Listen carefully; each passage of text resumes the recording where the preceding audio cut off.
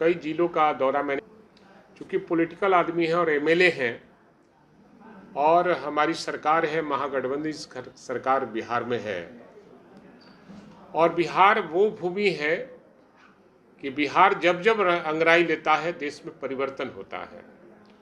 चाहे वो इतिहास की तरफ जाइए, 1942 9 अगस्त 1942 को बिहार से ही क्रांति शुरू हुई थी और महात्मा गांधी ने अंग्रेजों के खिलाफ में यहाँ से बिगुल फूका था कि अंग्रेजों भारत छोड़ो का नारा दिया था, तो देश हमारा आज़ाद हुआ।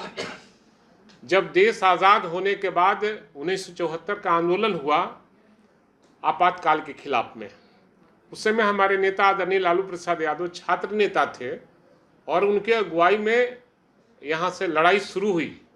चूँकि देश के स्तर पर लड़ाई शुरू करनी थी, इसलिए वो गए आदरणीय लालू प्रसाद यादव लोक नायक जयप्रकाश नारायण के यहाँ, और उन्होंने कहा कि इसको संपूर्ण क्रांति का नारा देकर प्रदेश में आपातकाल के खिलाफ में लड़ाई लड़िए। तो उस समय भी बिहार ही अगुवाई किया था। जयप्रकाश नारायण जी बिहार के ही रहने वाले थे और आदरणीय लालू प्रसाद यादव जी उस समय भी आपातकाल के खिलाफ में हम लोग लड़ाई लड़े और फिर एक बार आज़ादी मिली, ठीक है। और उसके बाद फिर बिहार से ही क्रांति शुरू हुई है। आदरणीय नीतीश कुमार जो मुख्यमंत्री बिहार के हैं और आदरणीय उप मुख्यमंत्री तेजस्वी प्रसाद यादव जी जो नौजवानों के आइकॉन हैं, उनके नेतृत्व में पूरे देश के विपक्षी एकता को एक मंच पर लाने का प्रयास किया गया और हम समझते हैं कि सब प्रयास सफल भी रहा और 3-4 मीटिंग हो चुकी और बीजेपी हटाओ देश बचाओ का नारा भी बिहार से लग चुका है। और एक बार फिर लगता है कि देश इस बार बिहार की आवाज़ को सुनती है और बिहार से जब जब चिनगारी फैलती है पूरे देश में चिनगारी वो हो जाती है।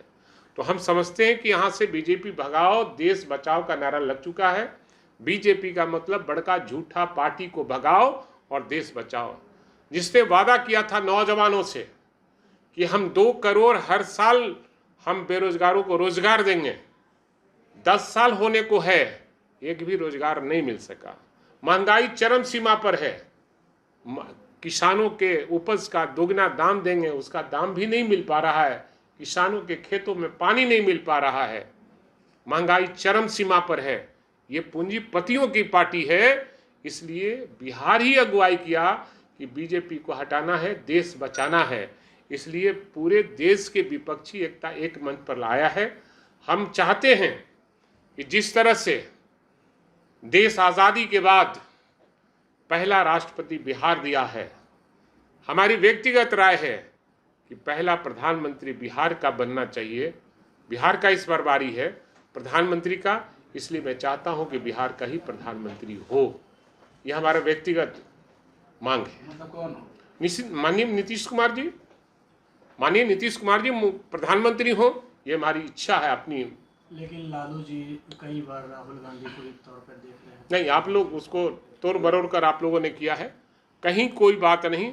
उन्होंने कहा शादी करने के लिए, बाराती चलने के लिए, वो शादी नहीं किए हैं, इसलिए शादी करने के लिए उन्होंने कहा कि आपकी माँ ने हमसे कहा है। लालू जी ने कभी नीतीश कुमार को सामने से नहीं बोला कभी? नहीं, मैंने तो कहा कि मेरी व्यक्तिगत राय है, मैंने व्यक्तिगत राय बताई आपको, और पार्टी के शीर्ष नेतृत्व जो तय करेंगे वही होगा। लेकिन हमारी इच्छा है, हमारी लालच है, हम बिहार के रहने वाले हैं, तो बिहार का प्रधानमंत्री कभी नहीं हुआ है, मैं चाहता हूं कि बिहार का प्रधानमंत्री हो। ताली नहीं। सुधाकर सिंह ने कहा कि पदाधिकारियों पर थूक दीजिए जो भ्रष्ट है।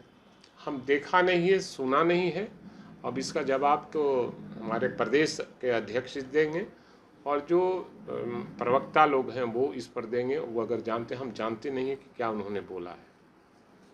सर, बिहार में जाति जो जनगणना हुआ, इसमें कई जो समाज के लोग इसका विरोध कर रहे हैं, करके जानबूझ के इस तरह के गलत आंकड़े को पेश किया गया है। असल में कोई नहीं विरोध कर रहा है।